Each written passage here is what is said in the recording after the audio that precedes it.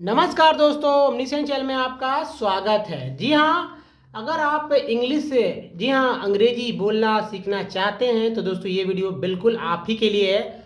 और आप इधर उधर ना जाएं, क्योंकि इंग्लिश बोलने में अगर आप महारत हासिल करना चाहते हैं तो ईडियम्स और फ्रेजेस की क्लास को दम मिस नहीं करें। बहुत लंबा ये चलने वाला है। अगर देखिए, आप संतोष पूर्वक अपने जीवन को जी रहे हैं तो कोई बात नहीं, लेकिन अपने जीवन में कुछ अच्छा करना चाह रहे हैं, है ना, कुछ अच्छा करना चाह रहे हैं, अपने करियर को ऊंचा स्थान देना चाह रहे हैं, कहीं अच्छे से बोलने का तरीका सीखना चाह रहे हो तो आप ये जरूर वीडियो देखिए, आपके लिए बहुत ही फायदेमंद रहेगा। देखिए, नया चैनल को सब्सक्राइब करके बेल आइकन को हिट दीजिएगा ताकि आपके पास वीडियो की जानकारी सबसे पहले आप ही को मिल सके। तो चलिए दोस्तों शुरू करते हैं। अब शुरू क्या करते हैं, idioms and phrases. Topic heading लिख दो ताकि आपको आसान हो जाए समझने में। इसका मतलब होता है ईडियम्स एंड फ्रेजेस का मतलब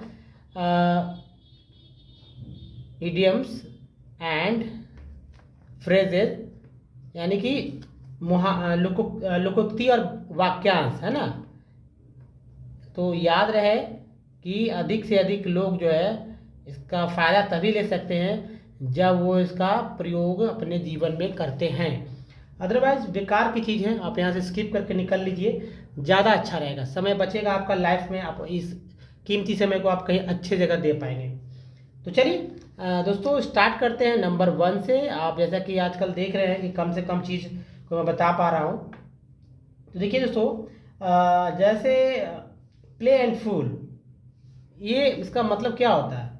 प्ले एंड फूल का मतलब पहले देखिए लिखा हूँ मैं प्ले, उसके बाद मैं लिख रहा हूँ play the fool, sorry play and नहीं, play the fool. Play the fool का मतलब होता है मूर्खता के साथ खेलो, है ना। यही हुआ क्या? नहीं, मूर्खता दिखलाना, मूर्खता दिखलाना।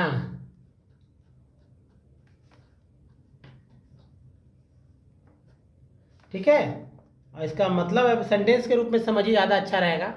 जैसे do not play the fool, एकदम छोटा सा वाक्य है। डू नॉट प्ले द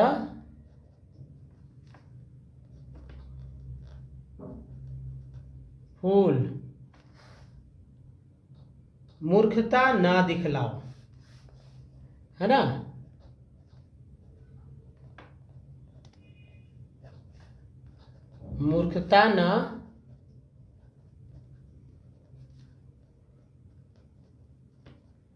मूर्खता ना दिखलाओ, हो गया।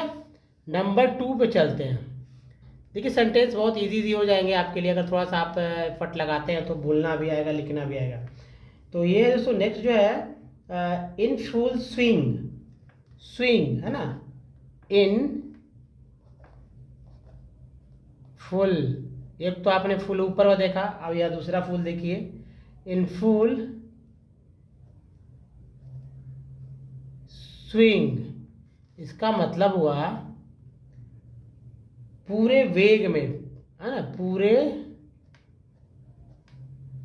वेग में।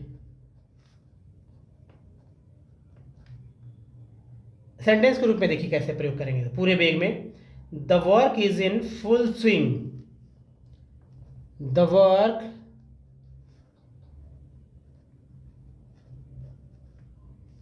इज इन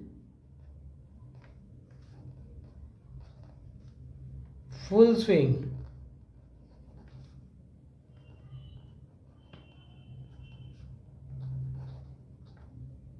इसका मतलब हुआ काम जोर शोर से चल रहा है।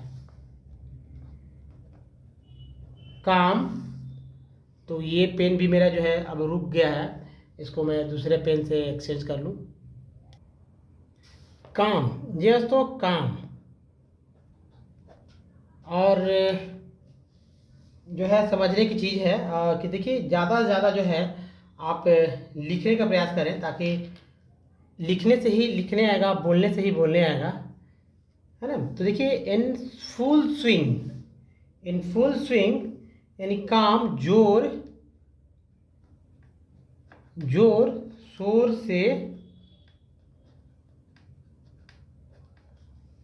चल रहा है। क्या हो रहा है? चल रहा है। नेक्स्ट जो है number 3, in good stead. In good stead, good stead, ठीक है। इन गुड स्टेड, और इसका मतलब है अच्छी हालत में, अच्छी हालत में, अच्छी हालत में, इन गुड स्टेड। और देखिए दोस्तों, इसे सेंटेंस के रूप में इस तरह से करेंगे, जैसे एकदम सेंटेंस तो मैं छोटा छोटा ले रहा हूँ। He stands, he stands in good, in good and stead, in good stead है ना, एंड नहीं, इन गुड स्टेड। इसका मतलब ये हुआ कि वह जो अच्छी हालत में है, वह अच्छी, ये देखिए अच्छी हालत में है, हालत में है। वह अच्छी हालत में अगर बोलना है कि वो अच्छी हालत में नहीं है तो ही डज नॉट, जैसे बोलेंगे ही डज नॉट, एस लगा देंगे डज, इसके बाद not, he does not stand, stand नहीं लगाएंगे, stand in good stead, good stead, यानी कि वह अच्छी हालत में नहीं है। ये भी तो आपने देखा कि कैसे इसका नेगेटिव भी मैंने बनाया। तो आपको अब इसका इंट्रोगेटिव बना सकते हैं, नेगेटिव इंट्रोगेटिव भी बना सकते हैं। जैसे बनाना है इसका मतलब कि वह क्या, वह अच्छी हालत में है। हम लोग तो पूछते हैं ना, क्या तुम अच्छी हालत में हो, ऐसा पूछेंगे तो क्या बोलेंगे? जाहिर सी बात है, do you stand in good stead. जैसे क्या बोलेंगे? डू यू, देखिए सेंटेंस को किस तरह से मैं बढ़ा रहा हूँ, और आप भी इसी तरह डू यू स्टैंड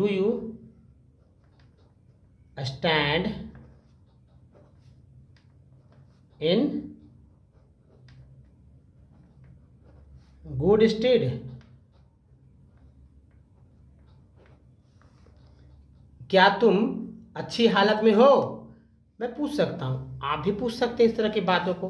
तो आपको क्या करना, अधिक से अधिक जो सेंटेंस को बनाना है, नहीं तो कम से कम बोलिए हमारे साथ ही, इतना सेंटेंस पे अपना कमांड रखिए।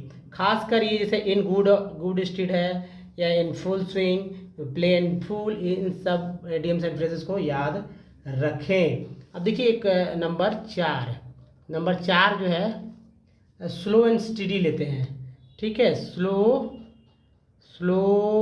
And study, slow and study, slow and study, ये देखिए स्लो एंड स्टडी, और यानी कि शांतता और निरंतर। देखिए शांतता और निरंतर।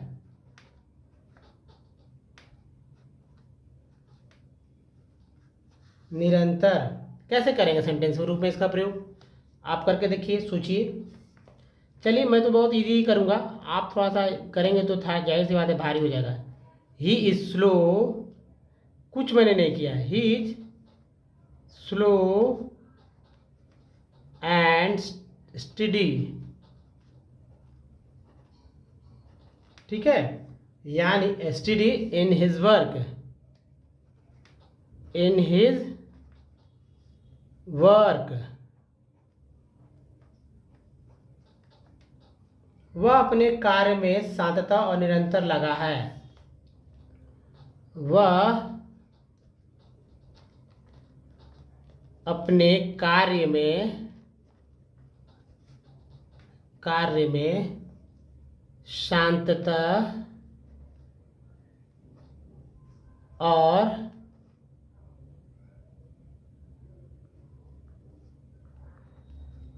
निरंतर लगा है।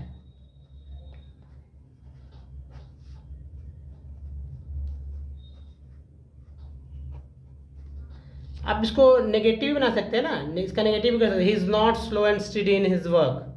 He is not slow and study in his work. वह अपने कार्य में शांतता और निरंतर नहीं लगा है ना।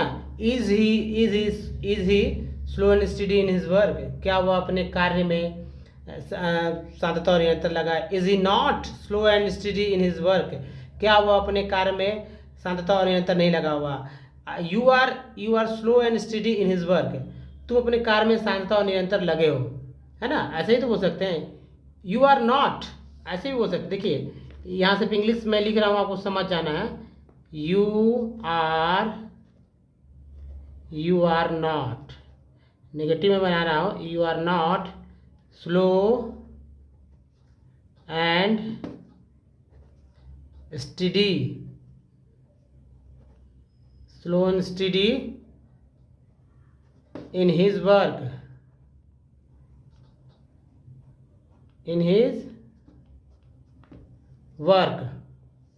तो ये है दोस्तों कि तुम अपने कार्य में शांतता और निरंतर नहीं लगे हो, है ना। नेक्स्ट चलिए नंबर, चूँकि कम सीखे लेकिन अच्छे तरह से सीख जाएं, ये बहुत बड़ी बात है। तो नंबर 5 लेते हैं और ये रहा for the time being. For the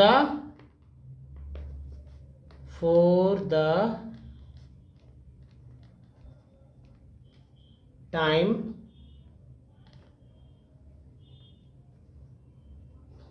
being, तब तक के लिए, तब तक के लिए।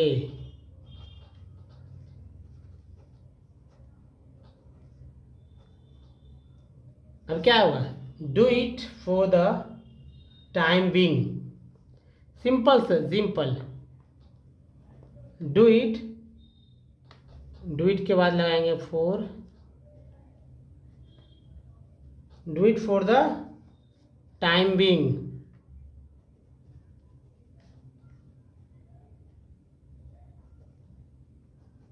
इसका मतलब हुआ तब तक इसे करो, तब तक इसे करो। मतलब कुछ बोलना हो, भाई कहते हैं ना कि तब तक इसे कर लो, तो ही बोलना है तब तक इसे या इस काम को, ऐसे भी बोल सकते। Do it for, do this work भी ऐसे बोल, do this work for the time being, तब तक इस कार्य को करो, है ना। या इट का मतलब है इसे करो। अगर बोलते do it this work for the time being, तब तक इस कार्य को करो, है ना।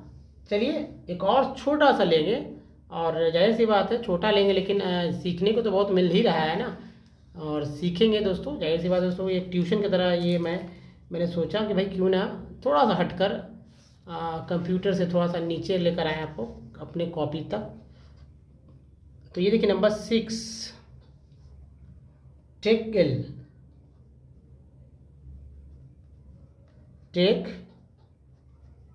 इल, बुरा मानना, बुरा मानना।